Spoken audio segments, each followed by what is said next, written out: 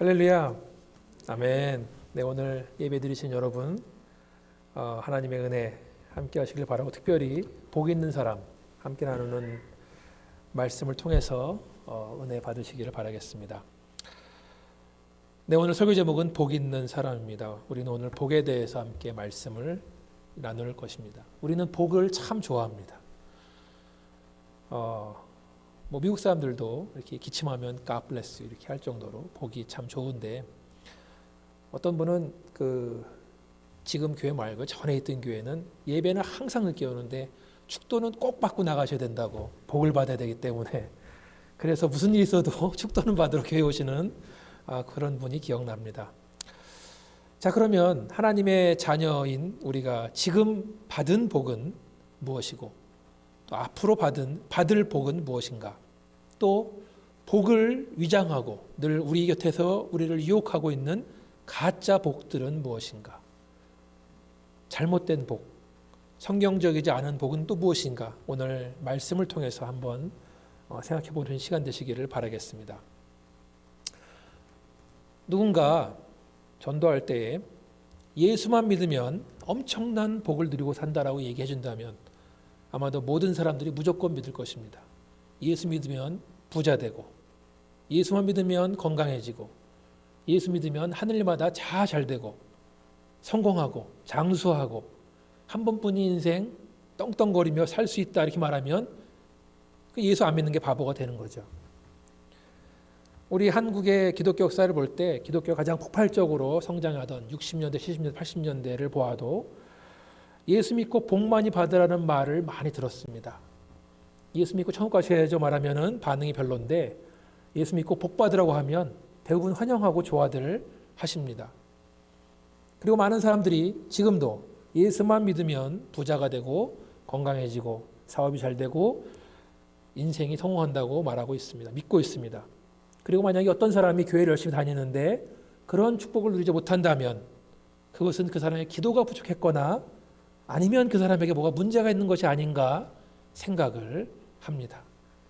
이게 바로 기복신앙이라고 하는 그 출발이 좀 잘못된 신앙의 문제라고 볼 수 있습니다.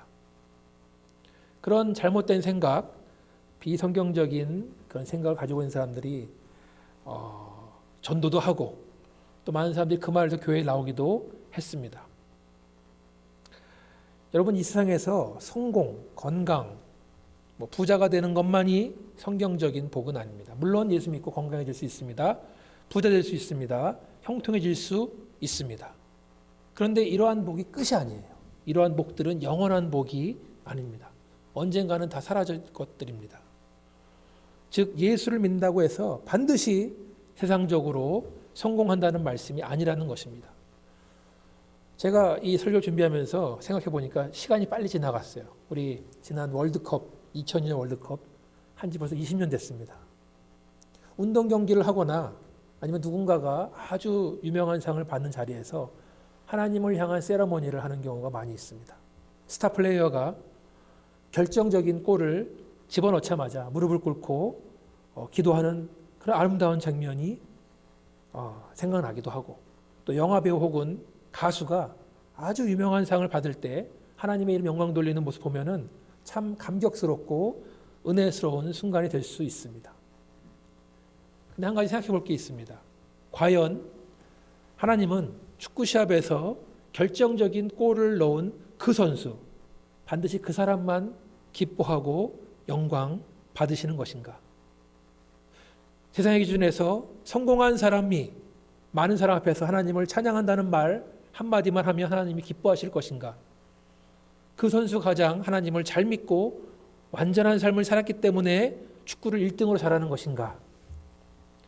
저는 그것만은 아니라고 생각합니다. 골을 넣은 선수 이외에 하나님을 잘 믿고 신앙생활을 잘하는 선수들은 얼마든지 있습니다. 사람들이 열광을 받는 주인공이 아닌 보잘것없는 조연이나 엑스트라 역할이지만 하나님을 성실하게 잘 믿고 영광 돌리는 사람들 얼마든지 있다고 생각합니다. 신앙은 이 세상에서 성공 중심적인 경쟁이 아닙니다. 여기에 현혹되지 마시길 주님의 이름으로 축원합니다. 아멘. 별로 반응이 성공하고 싶거나 병이 낫고 싶거나 이제부터는 한번 인생을 의미 있게 살아보자. 여러 가지 동기로 교회에 나올 수 있습니다. 그렇지만 결국 말씀 안에서 예수를 만나고 진짜 성도로 변화되었다면 참 다행인 일입니다. 그러나 교회를 다닌 지 수십 년이 넘었지만 아직까지도 세상적인 가치관, 철학을 가지고 세상에서 말하는 성공, 복을 쫓아가고 있다면 그 신앙은 한번 점검을 해봐야 되는 줄 믿습니다. 자, 그러면 과연 성도들에게 주어진 복은 무엇인가? 여러분들이 받은 복은 무엇인가? 다 함께 에베소서 1장 3절에서 5절, 에베소서 1장 3절에서 같이 한번 읽어보겠습니다. 시작. 찬송하리로다. 하나님 곧 우리 주 예수 그리스도의 아버지께서 그리스도 안에서 하늘에 속한 모든 신령한 복을 우리에게 주시되 곧 창세전에 그리스도 안에서 우리를 택하사 우리로 사랑 안에서 그 앞에 거룩하고 흠이 없게 하시려고 그 기쁘신 뜻대로 우리를 예정하사 예수 그리스도로 말미암아 자기의 아들들이 되게 하셨으니, 자기의 아들들이 되게 하셨으니 하나님의 자녀가 된 것, 그것이 우리의 복인 줄 믿습니다. 구원이 가장 큰 복입니다. 그 이전까지 우리는 모두 진노의 자녀요, 하나님과 원수된 자였었는데 지금은 하나님의 자녀가 되었습니다. 하나님은 우리에게 이 복을 주시기 위해서, 우리를 구원하기 위해서 사랑하는 아들 예수 그리스도의 그 십자가 형벌의 희생 제물을 통해서 삼으셨습니다. 그 이유는 우리에게 하늘에 속한 신령한 복, 영적인 복을 주시기 위해서입니다. 우리는 하나님께 선택받았고 예정받았고 사랑으로 우리가 거룩해지고 흠이 없도록 만드신 줄 믿습니다. 할렐루야, 아멘. 궁극적으로 하나님의 자녀가 되어 사는 삶이 가장 행복한 삶, 복이 있는 삶인데 성도들인 우리들은 과연 그것을 무한 감사로 받아들이고 실제로 행복하게 살고 있는가? 아니면 아직까지도 세상에서 말하는 성공의 기준을 버리지 못하고 그것을 꿈꾸고 그리워하며 살고 있는가? 근데 이 두 삶에는 큰 차이가 있다는 말씀입니다. 여러분, 하나님의 자녀라는 그 사실 하나만으로 만족하며 사십니까? 아멘, 아멘. 아니면 거기에 만족하지 못하고 세상적인 성공과 그 극간 사이에서 번뇌하고 있습니까? 예수를 믿는 순간 하나님의 자녀가 되면서 바뀌는 것이 있고 아직 바뀌지 않는 것이 있습니다. 바뀌지 않는 것부터 말씀드리면 예수를 믿는 그 순간부터 나의 모든 환경이 천국처럼 바뀌는 것은 아닙니다. 하루아침에 나의 이 더러운 성격이 천사처럼 착해지는 것도 아닙니다. 예수 믿기 전에 나를 괴롭혔던 모든 문제들이 그 다음날 해결되는 것도 아닙니다. 어떤 사람은 은행빚은 그대로 남아있을 수 있습니다. 내일 중요한 시험 보는 것도 그대로입니다. 몸도 아주 아플 수 있습니다. 만약에 죄를 져서 감옥에 있다면 형기를 다 마칠 때까지는 거기 있어야 됩니다. 우리를 둘러싼 지금의 환경들은 우리가 예수님과 함께 동행하는 삶을 살면서 성화의 삶을 살면서 조금씩 바뀌어 나가는 것입니다. 그렇지만 예수를 믿는 순간 바뀌는 것이 있습니다. 우리의 신분, 우리의 운명이 변했습니다. 우리는 세상 속에 살고 있지만 세상에 속하지 않은 사람들입니다. 우리는 세상에 속한 것이 아니라 천국의 시민권이 있는 사람들입니다. 우리는 세상에 살면서 모든 사람에게 적용되는 자연의 법칙을 따라야 됩니다. 사람의 법과 원칙 아래에 있어야 됩니다. 서로 간에 해야 될 의무와 약속을 지키며 최선을 다해 살아가야 됩니다. 그러나 동시에 우리는 앞으로 오게 될 하나님의 나라, 천국을 바라보고 살고 있습니다. 우리는 예수를 믿기 시작한 그 언젠가부터 장차 예수님이 오시는 그날, 하나님의 나라가 이 땅 가운데 임하시는 그날까지, 그것이 언제든 모르지만 그 약속된 시간, 한정된 시간 속에서 우리는 살고 있는 것입니다. 우리가 신앙생활을 하면서 성경을 읽고 공부하면서 깨닫는 것이 있습니다. 그것은 예수를 믿는 것이 성공을 보장하는 것이 아니라 오히려 힘든 길을 가는 것, 좁은 길을 가는 것, 때로는 고난의 길을 가는 것임을 알게 됩니다. 시편 34편 17절에서 20절 한번 같이 읽어보겠습니다. 시작. 의인이 부르짖음에 여호와께서 들으시고 그들의 모든 환난에서 건지셨도다. 여호와는 마음이 상한 자를 가까이 하시고 충심으로 통회하는 자를 구원하시는도다. 의인은 고난이 많으나 여호와께서 그의 모든 고난에서 건지시는도다. 그의 모든 뼈를 보호하시며 그 중에 하나도 꺾이지 아니하도다. 지금 방금 읽은 말씀에 의하면 구원받은 자들이 왜 부르짖습니까? 환난 가운데 있기 때문에. 그 환난은 우리가 하나님의 자녀이기 때문에 겪는 환난, 말씀대로 살려고 노력할 때 겪는 갈등, 신앙의 양심을 가지고 살려고 하다 보니까 일어나는 고난을 말씀드리는 겁니다. 이 세상 살면서 우린 때론 마음도 상하고 통회하기도 하고 고난 속에 있습니다. 그러나 하나님은 우리를 고난 속에서 반드시 건지시는 분인 줄 믿습니다. 아멘. 아멘. 하나님은 환난 속에 우리를 그냥 두지 않으시고 우리를 보호하십니다. 우리의 뼈가 상하거나 부러질 때까지 내버려 두지 않는다는 말씀입니다. 또 사도행전 14장 22절 말씀 함께 읽어보겠습니다. 사도행전 14장 22절 말씀 시작. 제자들의 마음을 굳게 하여 이 믿음에 머물러 있으라 권하고 또 우리가 하나님의 나라에 들어가려면 많은 환난을 겪어야 할 것이라 하고. 자, 이 말씀은 사도 바울이 복음을 전하다가 돌을 맞았어요. 사람들이 죽은 줄 알고 성 밖으로 던져버렸는데 사도 바울 죽지 않았습니다. 다시 일어난 다음에 그 제자들에게 권면하는 말입니다. 바울은 복음을 전하면서 환난도 겪었고 성도들은 그것을 목격을 했죠. 그리고 바울의 권면의 말을 들으면서 더 믿음에 살기로 결심하는 장면입니다. 예수를 믿으면 좋은 일만 생기는 줄 알았었는데 어쩌면 고난도 따르고 박해도 따른다 그러니까 마음이 흔들릴지도 모르겠습니다. 어떤 사람은. 그렇지만 예수님께서는 항상 우리와 함께 하시고 우리를 보호하시는 줄 믿습니다. 또한 우리 믿는 사람들이 고난당하는 기간은 한정되어 있습니다. 예수님이 다시 오시는 그날 우리에게는 모든 어려움들은 해결되고 사라지는 줄 믿습니다. 우리는 지금 다 이긴 경기를 하고 있는 것입니다.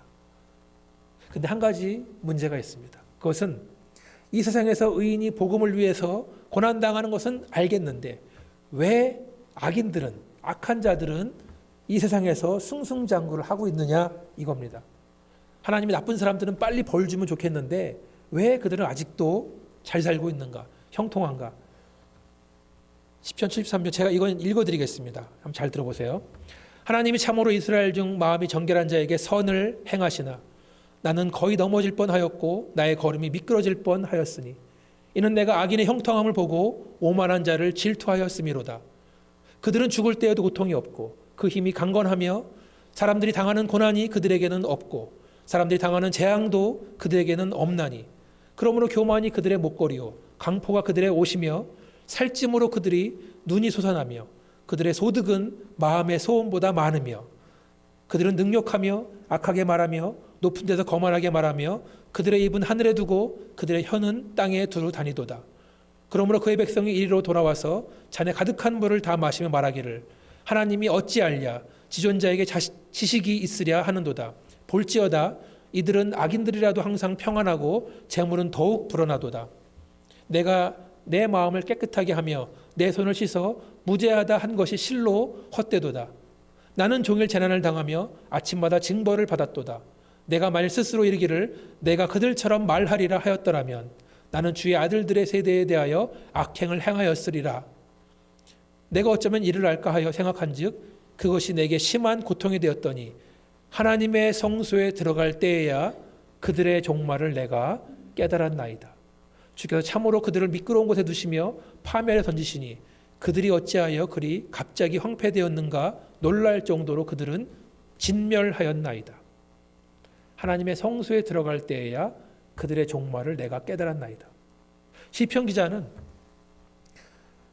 물론 하나님께서 그대 백성에게 선을 베푸시는 건 알겠는데 왜 악인이 형통하는가 그걸 보고 실망하고 실족을 합니다. 악한 자들이 너무나 잘 되고 죽을 때도 고통이 없이 죽고 너무나 힘이 강건하고 고난도 없고 재앙도 없고 교만은 끝도 없고 마음에 소망하는 것보다 더 많은 소득이 있고 다른 사람을 능욕하고 악언을 하고 악행을 하고 거만하고 백성 것을 빼앗아서 가지지만 그들은 항상 평안하고 재물이 오히려 불어나고 있다는 것입니다. 그에 비해서 하나님의 자녀, 의인들은 종일 재난을 당하고 징벌을 받기 때문에 마음 한편에서는 이럴 줄 알았다면 차라리 옛날처럼 악하게 사는 게 낫겠다라고 생각도 한다고 지금 시편 기자 말하는 겁니다. 그러나 17절에서 하나님의 성소에 들어갈 때에 그들의 종말을, 그들에게 마지막을 알게 되었다는 것입니다. 그들은 지금 승승장구하고 있는 것 같지만 그 모든 것들은 다 사라질 것들, 썩어질 것들입니다. 하나님은 악인을 향한 심판이 있다는 것입니다. 그것이 바로 오늘 본문에 나오는 악한 자들, 죄인들, 오만한 자들의 운명입니다. 그들은 바람에 나는 겨와 같은 운명입니다. 심판을 받게 될 것입니다. 그리고 의인의 회중에는 절대로 들어올 수 없게 됩니다. 시편 기자는 믿는 자의 복과 악인의 저주, 그 사실을 하나님의 성소에 들어가서야 깨달았다는 것입니다. 세상을 살면서 악인의 형통함을 통해서 실족하고 눌림을 받았지만 성소에 들어가서 예배를 통해서 그들의 결국을 확실히 알고 오히려 주님의 자녀의 그들의 향한 축복을 확실히 알았다는 것입니다. 이 비밀은 세상에는 닫혀 있고 우리 믿는 자에게만 허락된 비밀인 줄 믿습니다. 아멘. 그러면 복 있는 사람 어떤 사람인가? 오늘 시편 1편의 1절 말씀에서는 먼저 복이 없는 사람들, 악한 자들, 죄인들, 오만한 자의 예를 들어서 반대의 경우를 보여줍니다. 복 있는 사람은 악인의 꾀를 따르지 아니하며 죄인의 길에 서지 아니하며 오만한 자들의 자리에 앉지 아니한다. 악인의 꾀, 죄인의 길, 오만한 자의 자리, 그들을 따라 어디론가 가고 그들이 향한 길의 소송이고 어떤 자리에 앉아 있는 것, 이것은 우리가 살아가고 있는 이 세상의 모든 영역에 해당되는 부분입니다. 근데 복 있는 사람은 이러한 악인의 꾀나 세상의 방법을 따르지 말고 죄인들이 얼씬거리는 곳에 서성이지도 말고 오만한 자들의 자리, 내 자리가 아닌 곳에 앉지도 말라는 것입니다. 특별히 여기서 악인들의 꾀를 따르지 말라 그랬는데 여기서 악인들의 꾀를 제가 영어 성경을 보니까 Counsel of the Wicked, 특별히 꾀라는 말이 뭐냐면 상의하다, 조언하다 라는 게 들어있는데 악한 자들의 조언을 받아들이는 것, 악한 자들의 상담을 받는 것을 말합니다. 어떤 문제가 있을 때에 성경적인 하나님의 방법을 따르는 것이 아니라 악한 자들의 조언이나 상담을 받고 따라가는 것을 말하는 것인데 그것의 멸망은, 그것의 결국은 멸망의 길, 심판의 길이라는 것입니다. 제가 악인의 꾀 이 Counsel of Wicked를 보면서 그러면 정반대 말은 뭘까 생각해 보니까 영어로는 Counsel of the Lord, 한국 성경으로는 하나님의 계획, 하나님의 교훈이라고 나와 있습니다. 시편 33편 11절에 보니까 이렇게 나와 있습니다. 한번 보여주시면 읽겠습니다. 시작. 여호와의 계획은 영원히 서고 그의 생각은 대대에 이르리로다. 악인의 꾀와 반대되는 말은 여호와의 계획입니다. 악인의 꾀는 우리를 사망의 길로 이끌지만 하나님의 계획은 영원하다라고 말합니다. 또 에스라 10장 3절 같이 한번 보실까요? 시작. 곧 내 주의 교훈을 따르며 우리 하나님의 명령을 떨며 준행하는 자의 가르침을 따라 이 모든 아내와 그들의 소생을 다 내보내기로 우리 하나님과 언약을 세우고 율법대로 행할 것이라. 앞부분에 보시면 악인의 꾀와 반대되는 말은 하나님의 교훈, 하나님의 가르침, 하나님의 가르침을 따르겠다고 고백하고 있는 것입니다. 즉 복 있는 자인 우리들은 악인의 꾀, 세상의 꾀, 그들과 상의하고 그들의 조언을 따르는 것이 아니라, 안타까운 말이지만 연초가 되면 점집에 기독교인들이 많이 간다는 얘기들 여러분 들어봤을 것입니다. 그걸 따르는 것이 아니라 하나님의 계획, 하나님의 교훈을 따라야 산다는 것입니다. 하나님의 말씀으로 가르침을 받고 교훈을 받으며 그 말씀을 가지고 세상을 살아가야 된다는 것입니다. 믿으십니까? 아멘. 문제는 어떤 성도들은 아직까지도 세상의 방법, 악인의 꾀를 따르려고 또 죄인의 길에 있기를 좋아하고 오만한 자의 자리에 앉기를 선택한다는 것입니다. 그것이 이 세상에서 성공하는 방법이라고 믿고 살아가고 있습니다. 그렇지만 그것은 복 있는 사람의 사는 방법이 아닌 줄 믿습니다. 하나님의 자녀로 살아가기를 거절하고 포기할 때 일어나는 일입니다. 그에 반해서 복 있는 사람은 어떻다 그랬습니까? 2절 3절에 보니까 이렇게 나와 있죠. 오직 여호와의 율법을 즐거워하며 그 율법을 주야로 묵상하는도다.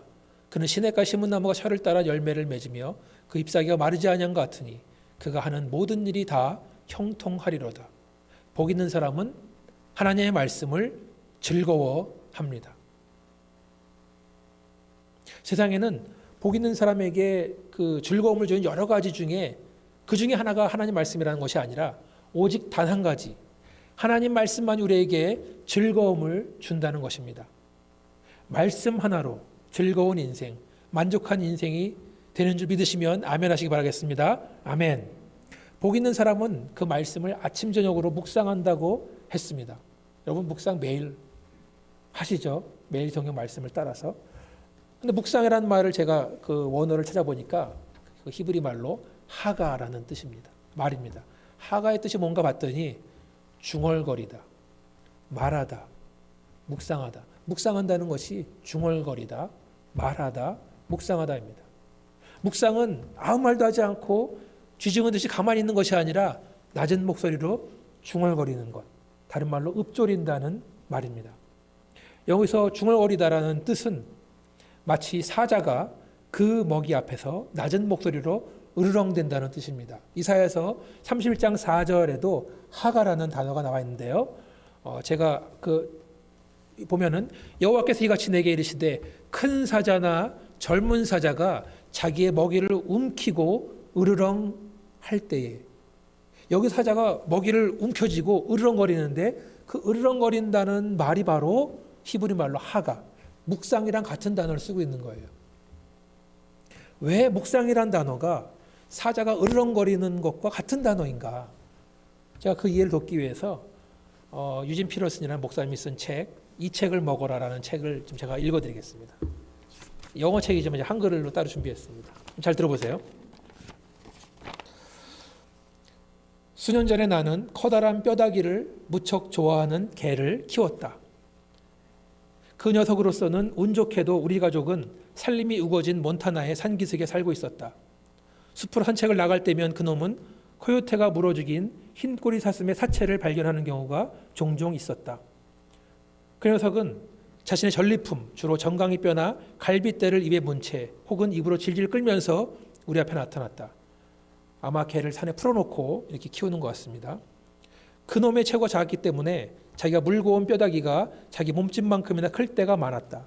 개를 키워본 사람이라면 그 다음의 과정을 잘 알 것이다. 녀석은 자신의 전리품을 가지고 우리 앞에서 장난스럽게 날뛰면서 꼬리를 흔들고 자신의 횡재를 자랑스러워하거나 우리의 칭찬을 요구했다. 물론 우리는 찬사를 쏟아부으면서 잘했다고 말해주었다. 그러나 잠시 후면 우리의 칭찬도 식상한 듯 녀석은 뼈다귀를 끌고 약 20m 떨어진 곳 좀 더 은밀한 장소로 갔다. 주로 이끼로 뒤덮인 둥근 돌덩이와 그늘진 곳이었는데 그곳에서 본격적인 작업에 들어갔다. 홀로 기쁨을 만끽할 때가 온 것이다. 녀석은 뼈다귀를 뜯으면서 이리 뒤집었다 저리 돌렸다 하며 빨아대고 물어대고 했다. 때로는 우리는 나지막하게 으르렁거리는 소리를 듣기도 했는데 고양이로 치면 가르랑거리는 소리쯤 됐을 것이다. 녀석은 즐거움에 푹 빠져 있었고 전혀 서두르지 않았다. 여유롭게 2시간 정도 그렇게 뼈를 뜯고 나면 그것을 파묻었고 그 다음날 다시 와서 또 같은 작업을 했다. 평균적으로 뼈다귀 하나가 일주일 정도 갔다. 그 녀석의 기쁨에 나도 늘 기뻐했고 그놈의 장난스러운 진지함, 필요한 것 한 가지에 완전히 빠져있는 녀석의 천진난만함을 즐거워했다. 그런 내가 어느 날 이사야서를 읽다가 시인이자 선지자였던 이사야가 나와 비슷한 광경을 관찰했고 기록해놓은 문장을 만났을 때 그 기쁨이 얼마나 컸겠는지 한번 상상해 보라. 다만 이사야 관찰한 동물은 개가 아니라 사자였다. 조금 읽은 말씀이죠. 큰 사자나 젊은 사자가 자기의 먹이를 움키고 으르렁거릴 때에, 여기서 으르렁거린다는 단어에 이끌리면서 순간적으로 기쁨이 터져나왔다.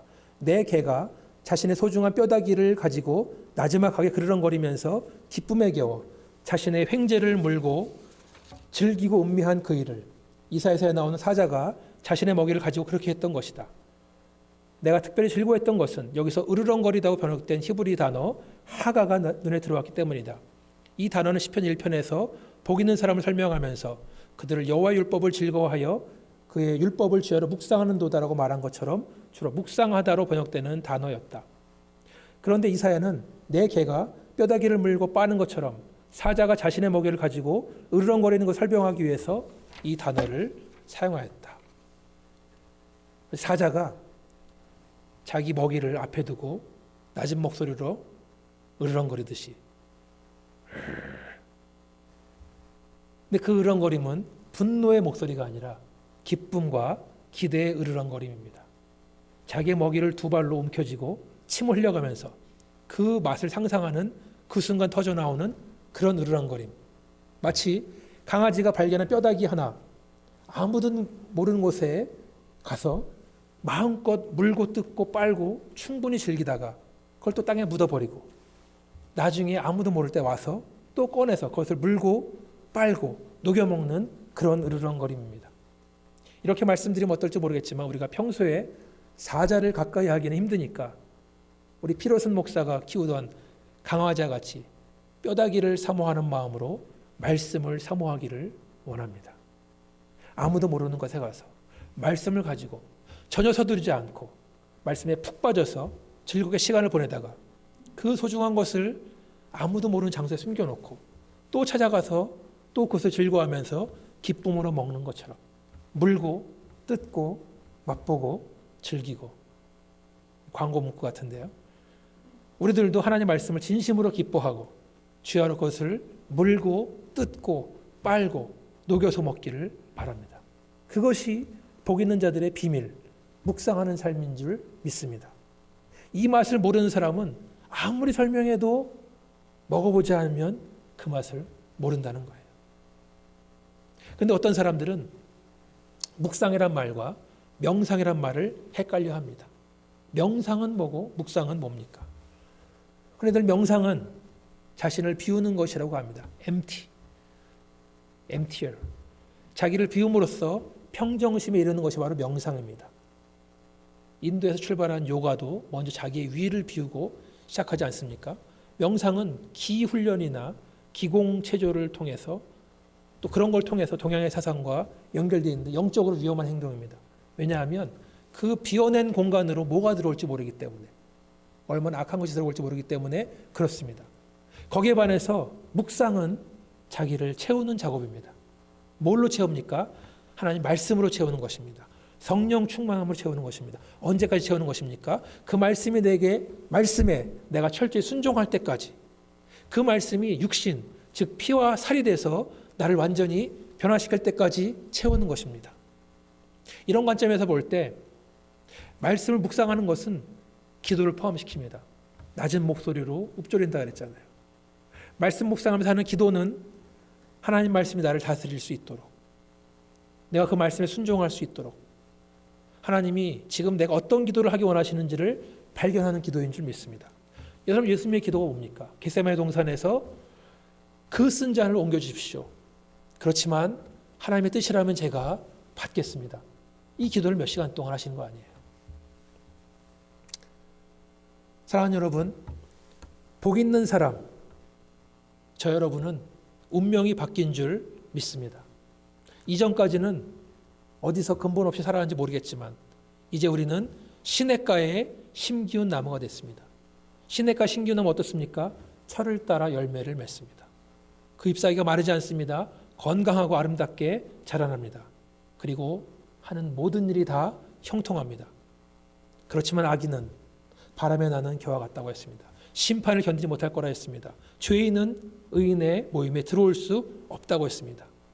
악인들은 의인이 누리는 복을 맛볼 수도 없고 누릴 수도 없고 결국에는 양과 염소가 심판 때에 갈라지는 것처럼 의인의 회중에 들어오지 못한다는 것입니다. 말씀을 정리합니다. 하나님 복을 받은 우리들, 구원받은 우리들은 시냇가에 심겨진 나무인 줄 믿습니다. 우리의 뿌리는 그곳에 박혀서 좋은 물과 양분으로 마음껏 빨아들이고 있는 줄 믿습니다. 철마다 좋은 열매를 내고 잎사귀는 항상 마르지 않는 줄 믿습니다.